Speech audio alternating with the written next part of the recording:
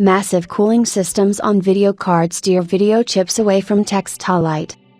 Recently, there has been an unhealthy trend. Technical processes are getting thinner and thinner, chips can accommodate more transistors, but they are also starting to warm up more and more, which encourages manufacturers to invent monstrous cooling systems. Heat pipes, evaporative chambers, and a large number of fans are used. The size of video cards is growing exponentially, so much so that manufacturers of computer cases did not keep up with them.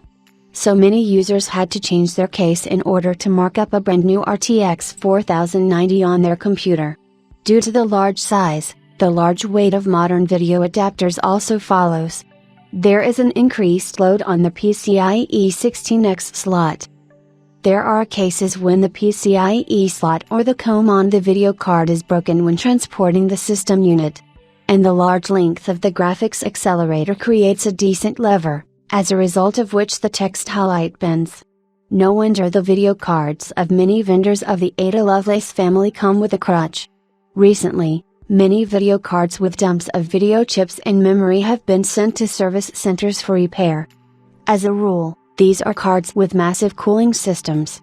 BGA balls of chips break off from the textolite of the device, the electrical contact disappears, and the device loses its functionality. Lead-free solder, which has increased brittleness, in contrast to solder with a lead content, also contributes to the video chip dump. Electronics manufacturers have abandoned lead in solders for the sake of ecology. Lead is a rather harmful metal and pollutes the environment when recycling old boards.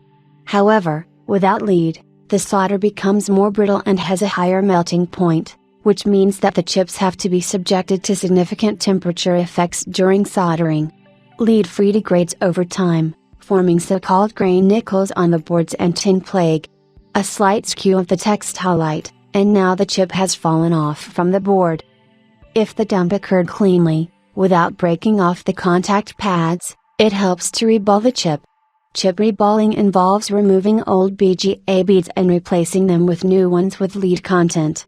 Electronics manufacturers are also aware of this problem.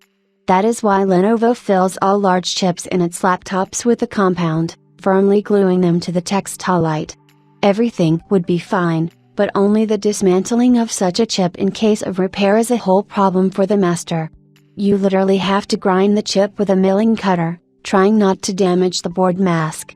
On video cards, so far, the chips are not filled with compound, except for some banks of memory, and not all vendors do this. How to avoid chip dumps for users of massive video cards. You need to follow a few simple rules that will reduce the risk of chip detachment to a minimum. When transporting the system unit, it is advisable to remove the video card and transport it separately. If this is not possible, you need to fix it securely, for example, spread it out with some soft but elastic material. During operation, use the manufacturer's backup. If it is not included in the kit, you will have to purchase it separately. Handy citizens can make a prop on their own, but at least substitute a lighter or matchbox.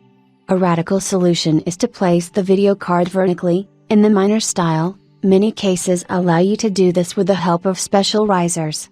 And of course, do not drop the system unit, especially during operation. Do not expose it to vibrations.